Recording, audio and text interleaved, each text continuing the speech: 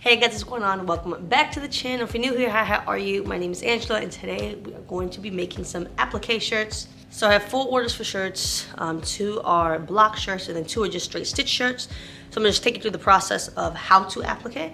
So what the heck is applique? So applique is using like bunch of fabric.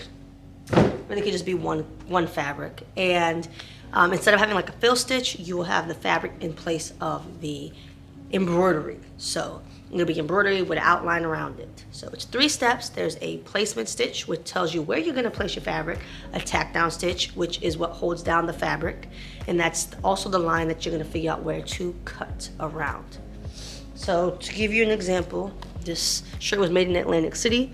This is applique along with puff. So all the way in the background is twill. So there's twill that's sublimated in the background, and then they pulled it off. They had a cutter, so they cut the fabric already, and then it embroiders around. And the embroidery on the outside is puff embroidery. So this is pretty cool. I already washed this and everything. Very comfortable sweatshirt. So the same process applies. So I'm gonna go ahead and use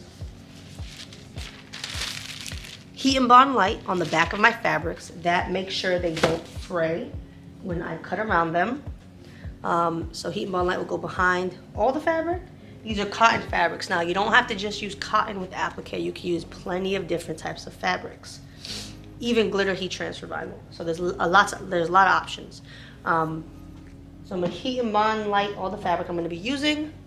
And then I also have Tender Touch for the inside of the shirt because they are kids shirts. So for kids shirts, I like to use Tender Touch, which is a backing cover, which is gonna cover all the stitching on the inside of the shirt. For the shirts, of course, I'm gonna be using AJ blanks, and I think that's about it. Machine wise, I'm gonna be using the Melco EMT 16X embroidery machines. If you want more information on them, you can contact Todd Eggersman. His information is always in the description. I'm also going to be using Mighty Hoops. The 8x9 inch Mighty Hoop is the one I use most for children's clothing, 18 months all the way to life at 12. If you want free shipping on Mighty Hoop, you can use code KIDSCUSTOMS during checkout on their website.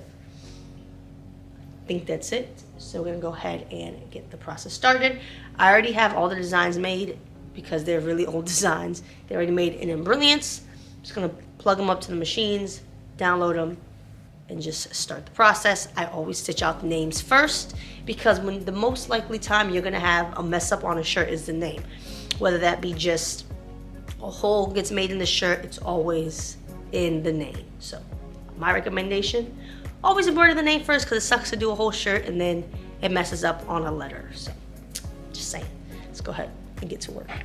All right, now I'm gonna go ahead and get the Heat and Bond ready for all the pieces of fabric I'm gonna be using. So I just cut it out, and the rough side is the side that you put face down on the fabric, and we're gonna heat these on the heat press. I think 310 degrees for like 5 seconds, and then you just peel it right up. So I'm just gonna go ahead and cut the Heat and Bond to size so it fits on each and every one. I get the Heat and Bond Light off Amazon. They have the best pricing. Sometimes you can catch them on sale as well, which is awesome. So I'm just gonna go ahead and prep them all, and then this way I also have more for next time, so I don't just do little piece by little piece because otherwise it would suck. So now it's done, so I can make quite a few shirts with what I already have prepped. With Heat and Bond, I'll just put it in the drawer and call it a day.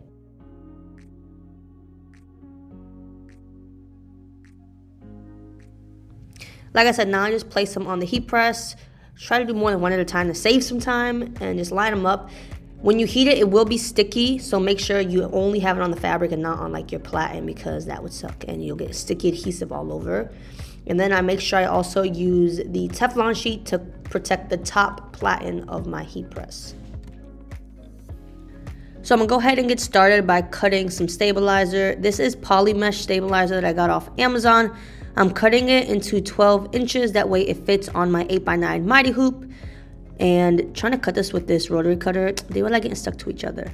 Again, for shirts, I'm gonna be using AJ blanks. These are the pink ruffle bottom shirts, size 18 months. This is the smallest size that I use the 8x9 Mighty Hoops for because that's just about the biggest size or the smallest size that will fit on them without it like stretching the shirt. So I'm going to be using a backing holder, which is this piece right here. And what it does is it holds the stabilizer in place, so I can just slide it right into the shirt.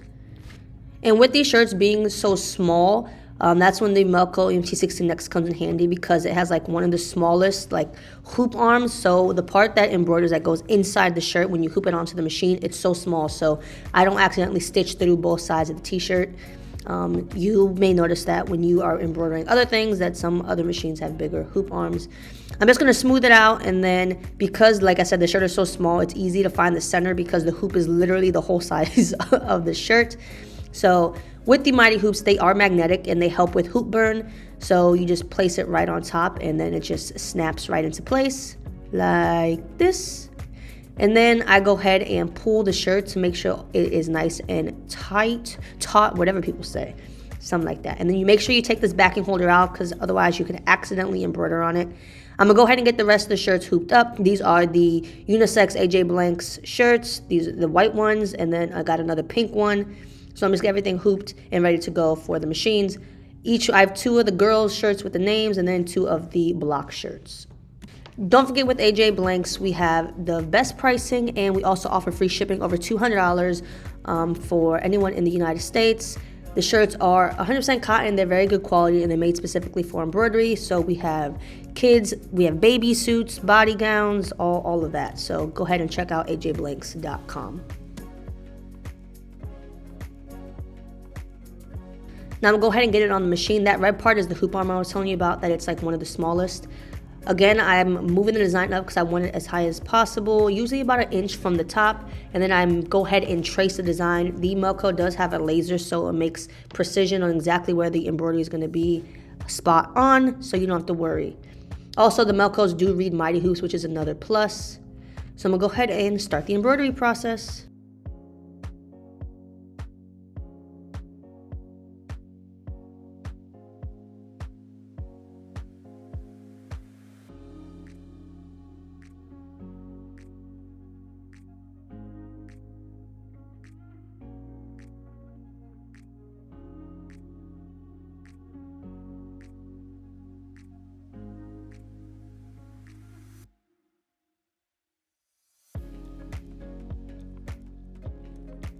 Like I said, I start with the name first, so I'm getting that embroidered. And then the next step is going to be the placement stitch, this one.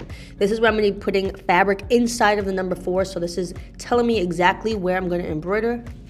Now I'm going to go ahead and put the fabric down on top of the 4. And if you did notice, the inside of the 4, there's like a hole. So I cut it inside of the fabric already instead of embroidering it all down. If I cut exactly where that hole is, it makes it easier for me to be able to cut it out later without accidentally trying to stab the shirt with some scissors and then making a hole in the shirt. So cutting the fabric, that's my little hackety hack trickety trick. So it just makes it easier just to cut that slit. That way I can slide the scissors in after it embroiders and then cut it out. I hope that makes sense. You'll understand later when you see me cutting it. So then you just push the button and start embroidering again. And this is what you call the tack down stitch, because it's adhering the fabric to the actual shirt, and it gives you an outline of where you need to cut. And when you cut this, you cut as close as you possibly can. And all of this is embroidered or programmed into the software, so you tell the software to stop after each step. So whenever you buy designs off Etsy, make sure they're applique designs, because they'll have the extra steps in there already. So these scissors I'm using are orange curved scissors. You can get them on Amazon. There's a link in the description, but they work very well because they're curved. That way it's harder to cut the actual shirt because they're curved upwards. So again, you need to cut as close as you possibly can to the line. If you don't cut super close, then the fabric will be sticking out after it does the final satin stitch, which is the next step. This takes practice. In the beginning, you're gonna cut slow, and it's okay. As you do it, you'll get faster. I always suggest moving the shirt around versus trying to move your arms and try to cut an angle. Just move the shirt. It makes life a lot easier. Sorry, I know I block a lot of the angles, but that's just part of the cutting process. So again, just cut as close as you can, and then it'll be nice and cleaned up. And then in a second, you'll see me cut the inside of the 4, which is what I was talking about. Since I already had the little sliver cut, it just made it easier to just cut out the inside hole.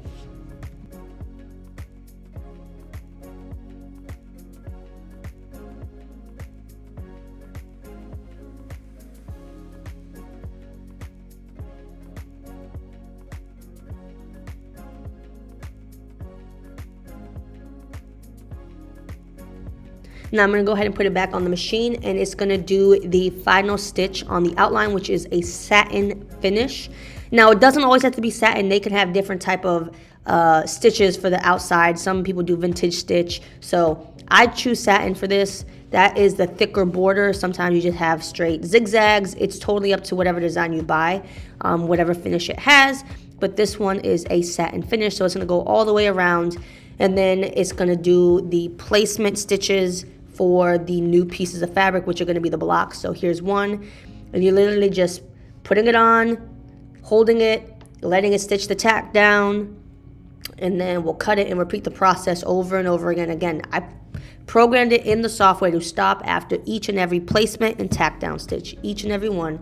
And then at the end, it does all the final stitches, which is all the satin stitches at the end. So you put all the fabric first and then cut all the fabric, and then it'll do all the final stitching. Some designs you'll buy, they didn't digitize it correctly, and they'll do piece by piece, but no. I try to find the ones that have like all the fabric going down first and then the final stitching at the end.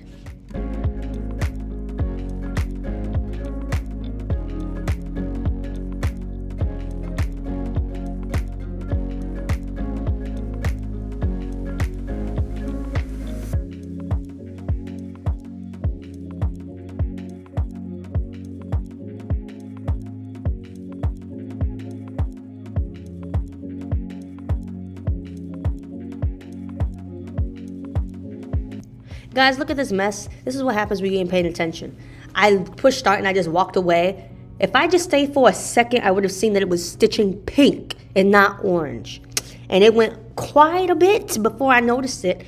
Keenan was over here using the other machine, and I came over there and I said, hold on, what?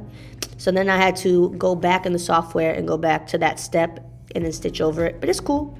I figured it out, but it happens. So, whatever. Part of the process. Welcome back to Applique and Kids Designs, Angela. This was a nice welcome back. So here's where I finally figured it out, and I just stitched over it with orange. Luckily, it was a lighter color. If it had stitched black, then I probably would have had to redo the whole shirt, but luckily it was just a light color, so it covered very well. So this is like the final stitching. This is satin stitching.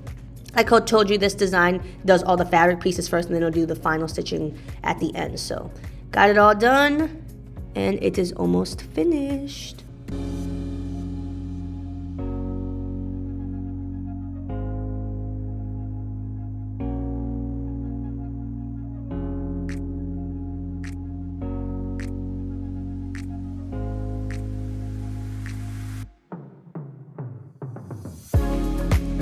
Now that the embroidery is finished, I go ahead and trim the back of the stabilizer. I cut as close as I can to the letters in the stitching embroidery without cutting the actual thread.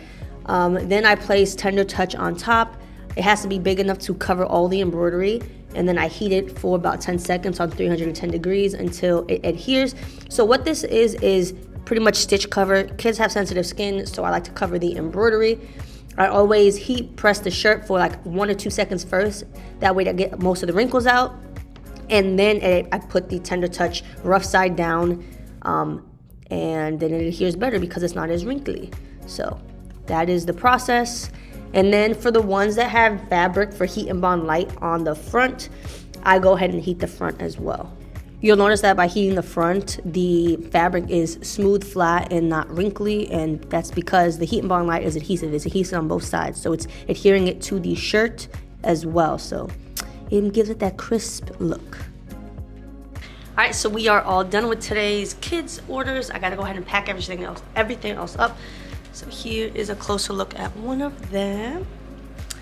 Thread, I use candle thread. There's a link down below if you want to use them. Their cones are $5.50, and I believe like free shipping over $150.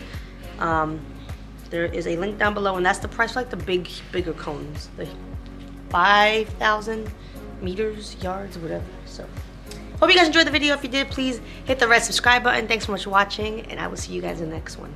Bye.